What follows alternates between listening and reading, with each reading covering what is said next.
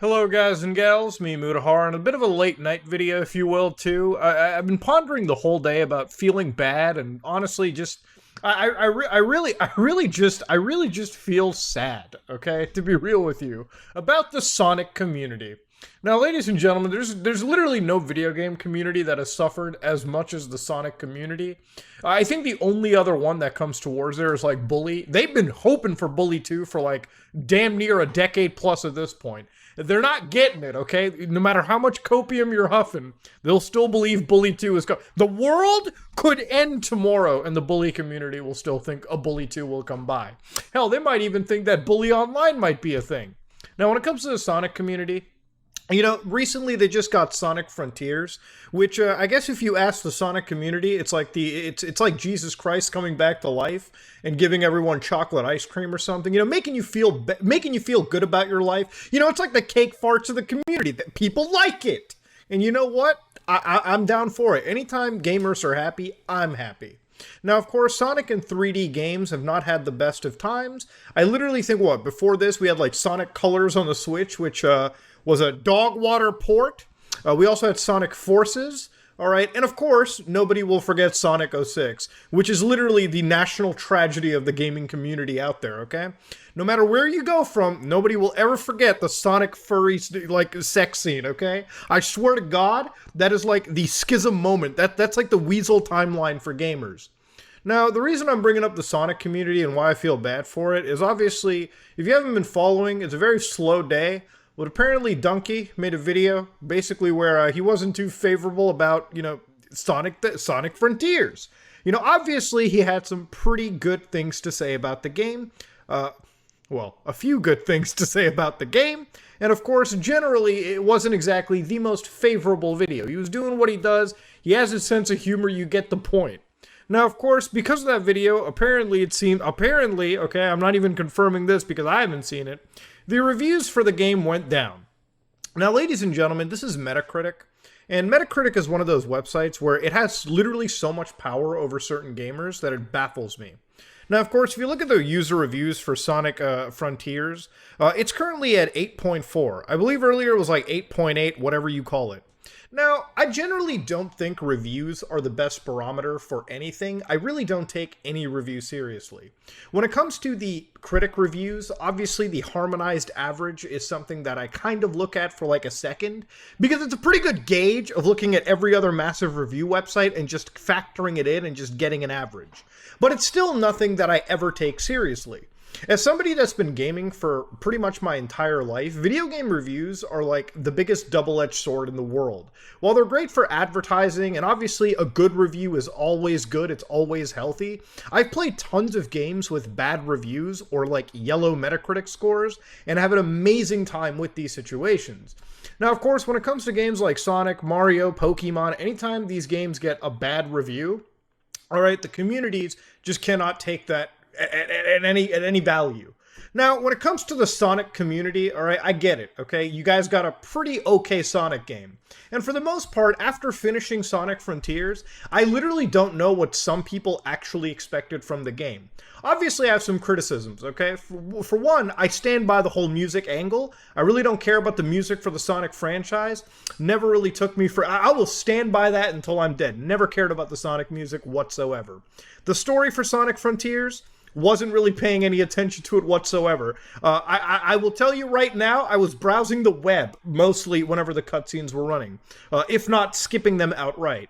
Obviously, the world is mostly an Unreal Engine map with a bunch of rails and everything around it. The pop-in is not the best, but at the end of the day, it's got what Sonic is all about. Running really fast at the speed of sound, okay? That's all it is, alright? That's pretty much what it comes down to. And you know what? Honestly, for a first-time open-world Sonic game, I was genuinely... I liked it, okay? I had a good time. I wouldn't play a game all the way through if I didn't at least have some goddamn fun with it. But of course, that's just one man's opinion, obviously. There are plenty of people who played this game and thought it was absolute dog shit, as is their opinion. There's plenty of Sonic gamers that absolutely loved it. My friend Amaru loves Sonic Frontiers. That motherfucker platinumed the game like 24 hours after it came out. That's how much he loves Sonic, okay? I'm pretty sure he came on the actual disc For crying out loud, that's how much the man loves Sonic. Now, when it comes to bad games, I've played tons of bad titles, alright? I've played shit like Death Stranding, that apparently people think is a really boring and awful game, one of the worst PlayStation movie titles, and I'm the boring guy that platinumed that game. Of course, when we look at things like reviews, that was not generally a super favorably reviewed game. In fact, there's tons of people who gave it bad user reviews too. And you know what? That didn't take away from my enjoyment whatsoever. I decided to give the game a chance, play it for a little bit, and I formed my own goddamn opinion. And I realized, just stop taking any of this review stuff seriously. When it comes to user reviews, I absolutely take them less seriously than anything imaginable, especially when anybody comes out with whatever opinion. These are mostly not even verified reviews to begin with, so anytime somebody gives a game a 10 out of 10 or a 0 out of 10, I have to look at that review so carefully and actually decipher if that person actually played the game or not, okay? Whether they're just like 10 out of 10ing it because they're a fan of that game franchise or studio or whatever, or they're giving it a 0 out of 10 because they actually despise and hate that thing for completely extraneous reasons, which is why I've stopped taking any form of video game review seriously. It's kind of like when games like Sonic and the Black Knight come out or something like that, and people expect like really good reviews, and they sort of like live or die mentally based on if their game is favorably received. That I've never understood. I've never actually understood this mentality in video gaming, okay? Obviously, we all check out video game reviews whenever a game launches, but to literally sit there and reject playing a game because it got absolutely unfavorable reviews, which most of the times they don't. Sometimes games get like 60 or 70 out of 100. And like a 70 out of 100 is not a bad game. It just means, it's probably not on the same tier as something like Red Dead Redemption 2 or God of War Ragnarok or something of that nature. When Sonic got like a 70 out of 100, I actually probably realized that was about the best it was going to get. Honestly, that's a much better review score than even some of the other most recent Sonic 3D games out there. So honestly, to the community out there, I do feel bad that they get kind of like shafted by the general gaming community as sort of like, hyperactive or sort of like hyperbolic really when it comes to like their games getting bad reviews. But at the end of the day, maybe just stop taking the shit so fucking seriously in your entire life. Then you can actually live happier. Then you can actually enjoy video games a lot more. It's okay. It's okay to like drop a game if the review scores are like 10 out of 100 across the board. Like everyone goddamn hates it. Then maybe it is a shitty game, okay? Maybe it is a bad title. But Jesus Christ, relax when a game has 8.5 out of 10 or 72 out of 100 on a Metacritic score. And stop, taking that so seriously at the end of the day, too. If you were going to enjoy the game, pick it up. Wait for it on a sale. Maybe try a demo. Just look at some live streams of it. Form your own goddamn opinion, and I guarantee you will live your life in a much happier way. And when it comes to things like review bombings, obviously because of how review bombings work, some of these sites have had to change their practices. Like I believe things like Metacritic will only let you review a game like 48, 72 hours after a launch because they actually want people to play it after the release, right? So after like 2-3 days, then they'll allow you to vote. But obviously, when it comes to like review bombing, that's why I've even taken all of this less seriously than ever before. Because now with the internet and with the ability to like absolutely manipulate these meaningless scores even further, it's just made me want to delve into a lot of these games that I find interesting and give them an actual like check and fair shake for myself. That's pretty much where it gets down to. Honestly, Sonic Frontiers probably is one of the better 3D Sonic games. It's definitely not a 10 out of 10 experience. It's definitely not Game of the Goddamn Year. I don't expect this to be winning crazy awards.